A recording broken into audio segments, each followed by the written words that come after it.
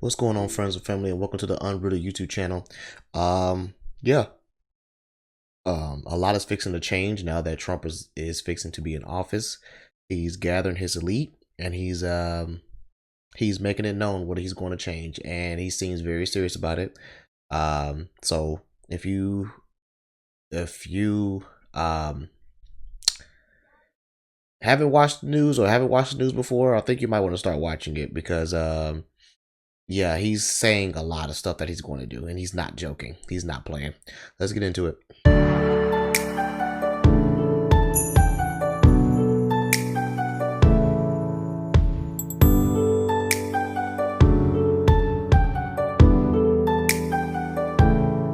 So before we get started, make sure you guys hit the subscribe button, hit that like button, and make sure you guys comment down below on your thoughts. I know everybody has their own opinion, their own thoughts, but I'm just giving mine. Me personally, like I said, it didn't matter who we voted for.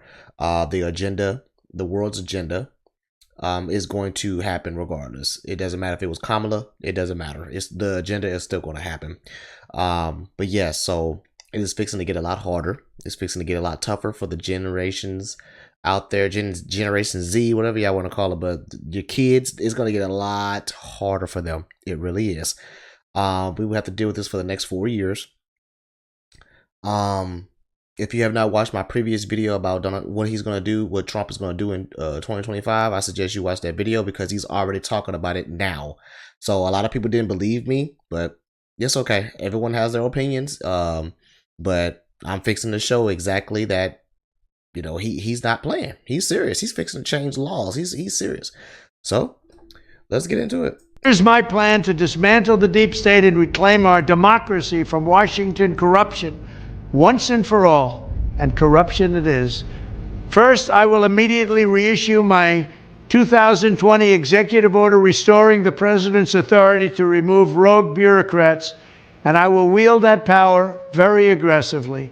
Second, we will clean out all of the corrupt actors in our national security and intelligence apparatus, and there are plenty of them.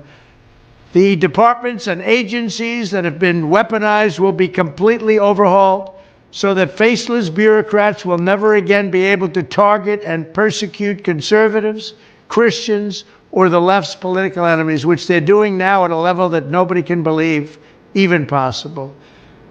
Third, we will totally reform FISA courts, which are so corrupt that the judges seemingly do not care when they are lied to in warrant applications.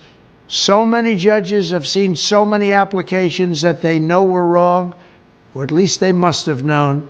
They do nothing about it. They're lied to.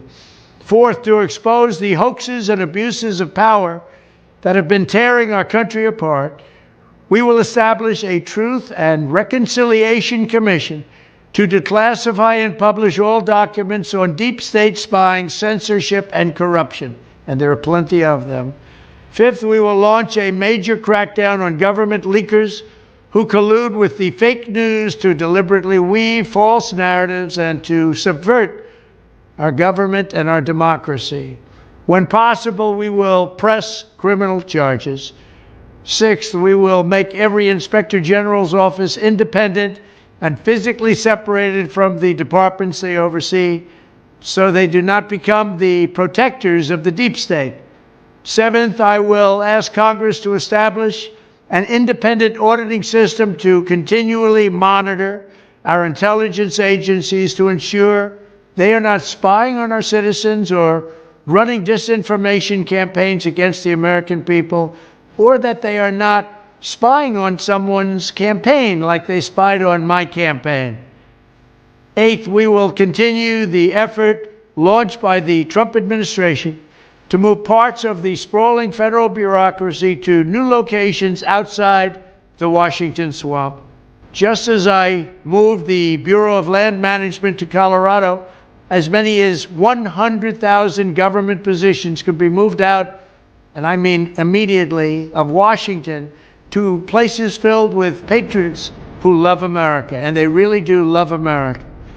Ninth, I will work to ban federal bureaucrats from taking jobs at the companies they deal with that they regulate. So they deal with these companies and they regulate these companies, and then they want to take jobs from these companies.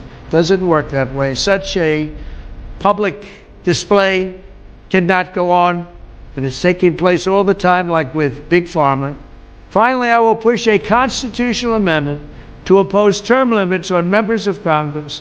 This is how I will shatter the deep state and restore government that is controlled by the people and for the people.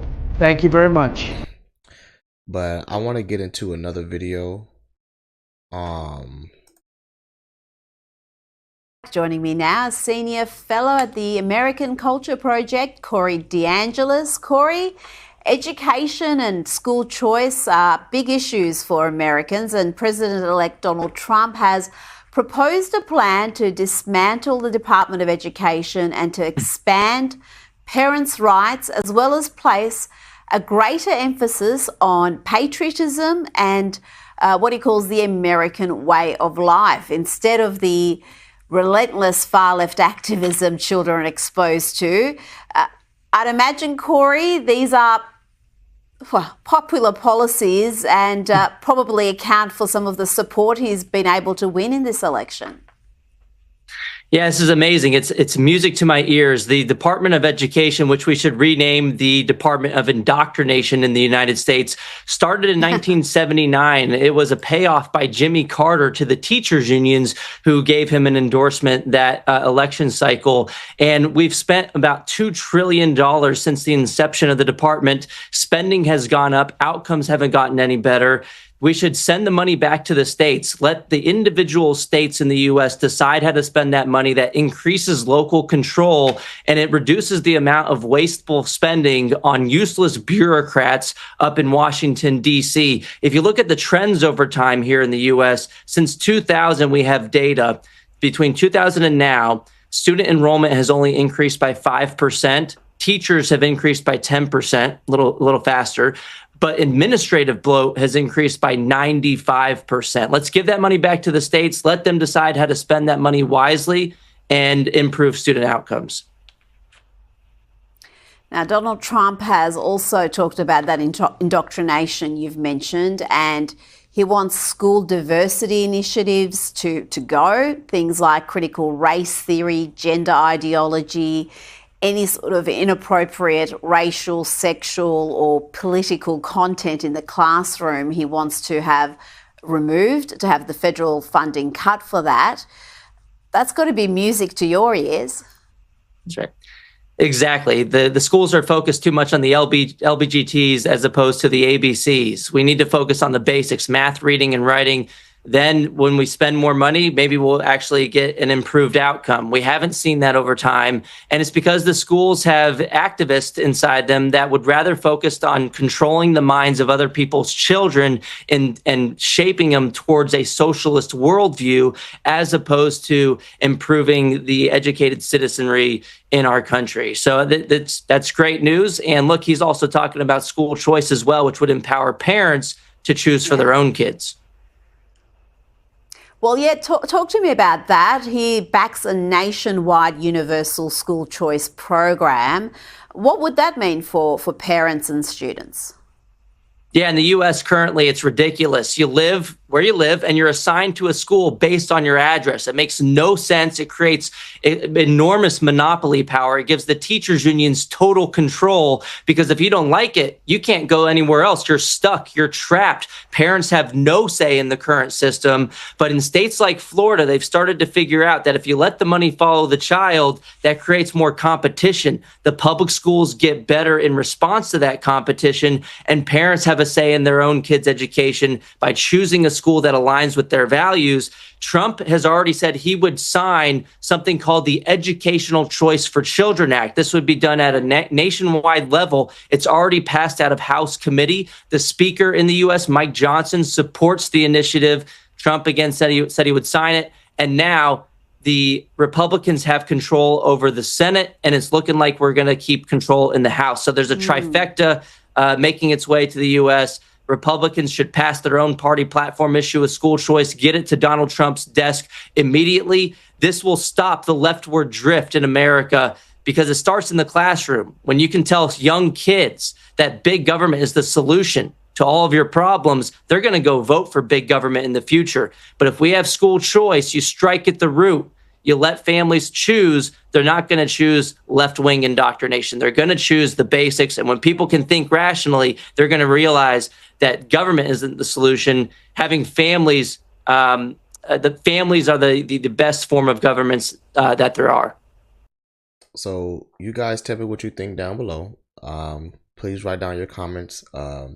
But it is already being shown that he is on the move by changing things. So so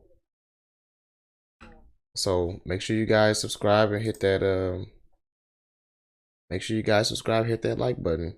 And until next time, peace.